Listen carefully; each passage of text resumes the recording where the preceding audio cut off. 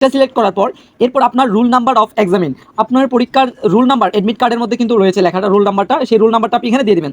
2026 সালে আপনারা যারা এসএসসি পরীক্ষা দিয়েছেন, আজকের ভিডিওটি মূলত তাদের জন্য। আজকের ভিডিওতে আপনাদেরকে দেখাবো কিভাবে আপনারা নিজেদের মোবাইল দিয়ে আপনারা আপনাদের রেজাল্ট এবং মার্কশিট বের করতে পারবেন জাস্ট 2 মিনিটের ভিতরে। প্রথমেই আপনাকে ক্রোম ব্রাউজারে চলে যেতে হবে, ব্রাউজারটি ওপেন করে নেবেন। ক্রোম ব্রাউজার ওপেন করার পর এরপর আপনারা এখানে লিখে সার্চ করবেন keyboardresults.com লিখে সার্চ করবেন। লিখে সার্চ করার পর প্রথম যে ওয়েবসাইটটি পাচ্ছেন সেই ওয়েবসাইটের মধ্যে একটা ক্লিক করবেন।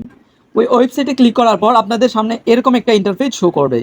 এখন আপনাকে সিলেক্ট করতে হবে নেম অফ বোর্ড, আপনার বোর্ডের নাম কি সেটা এখানে ডব্লিউ মেনুতে ক্লিক করবেন।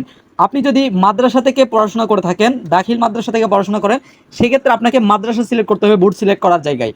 আর আপনি যদি স্কুল থেকে পড়াশোনা করেন, সেক্ষেত্রে আপনার যে বুট, যদি ঢাকা হয় ঢাকা, কুমিল্লা হলে কুমিল্লা, ময়মনসিংহ হলে ময়মনসিংহ, সিলেট হলে সিলেট, যেটা আপনার বুট হবে সেটা আপনি এখান থেকে সিলেক্ট করে নেবেন। সো আমি মাদ্রাসা থেকে পড়াশোনা করছি, মাদ্রাসাটা সিলেক্ট করে দেখাচ্ছি আপনাদেরকে। এরপরে আপনাকে সিলেক্ট করতে হবে নেম অফ এক্সামিনেশন, আপনার পরীক্ষার নাম। সো আপনি আপনার পরীক্ষার নাম সিলেক্ট করবেন। আপনি যেহেতু এসএসসি পরীক্ষার্থী, সেহেতু আপনি এখান থেকে এসএসসি অথবা দাখিল যে অপশনটা দেখতে পাচ্ছেন এটা সিলেক্ট করে নেবেন।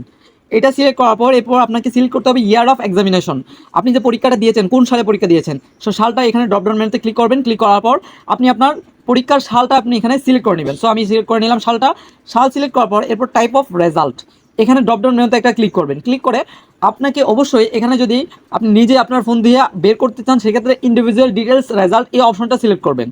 এটা সিলেক্ট করার পর এরপর আপনার রুল নাম্বার অফ এক্সামিন, আপনার পরীক্ষার রুল নাম্বার এডমিট কার্ডের মধ্যে কিন্তু রয়েছে লেখাটা রুল নাম্বারটা, সেই রুল নাম্বারটা আপনি এখানে দিয়ে দিবেন। সো আমি এখানে রুল নাম্বারটা দিয়ে দিচ্ছি। রুল নাম্বার দিয়ে দিলাম। রুল নাম্বার দেওয়ার পর এরপর আপনাকে রেজিস্ট্রেশন নাম্বার দিতে হবে, এখানে আপনি আপনার রেজিস্ট্রেশন নাম্বারটা দিয়ে দিবেন। রুল নাম্বার এবং রেজিস্ট্রেশন নাম্বার দেওয়ার পর এরপর আপনাকে এখানে ক্যাপচাটা পূরণ করতে হবে। এই যে এখানে দেখতে পাচ্ছেন একটা লেখা, যদি আপনি স্পষ্ট না বুঝতে পারেন সেক্ষেত্রে click to load another image, এখানে ক্লিক করবেন। তারপরে যদি স্পষ্ট না দেখা যায় আবারও ক্লিক করবেন। এরপরে যদি স্পষ্ট লেখা দেখায়, এখানে যেই সংখ্যাটা লেখা থাকবে 4 ডিজিটের, সেটা আপনাকে এই ঘরের মধ্যে, এই বক্সের মধ্যে লিখতে হবে। সো এটা আমি লিখে দিচ্ছি। সো এটা লিখে দেওয়ার পর এরপর আপনি এখান থেকে জাস্ট ভিউ রেজাল্ট অপশনের মধ্যে একটা ক্লিক করবেন।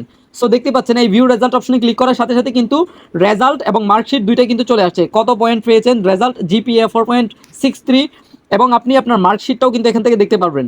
এরপর আপনি চাইলে এখান থেকে এটাকে প্রিন্ট করতে পারবেন। প্রিন্টে ক্লিক করে দেন আপনি এটাকে ডাউনলোড করতে পারবেন। এই যে প্রিন্টে ক্লিক করলাম, প্রিন্টে ক্লিক করার পর অ্যাজ পিডিএফ, এই পিডিএফ এর মধ্যে একটা ক্লিক করবেন। পিডিএফে ক্লিক করলেই এরপরে আপনি এখানে আবারও সেভে ক্লিক করবেন। এখন কিন্তু আমাদের এটা পিডিএফ আকারে সেভ হয়ে গেছে আমাদের জিমেইলের যেই গুগল ড্রাইভ রয়েছে, গুগল ড্রাইভে। আজকের ভিডিওটি আপনাদের কাছে কেমন লেগেছে গুরুত্বপূর্ণ মতামত জানিয়ে দিন কমেন্টে, এবং এরকম আরও ডিগ্রেড ভিডিও পেতে চ্যানেলটি সাবস্ক্রাইব করে রাখুন।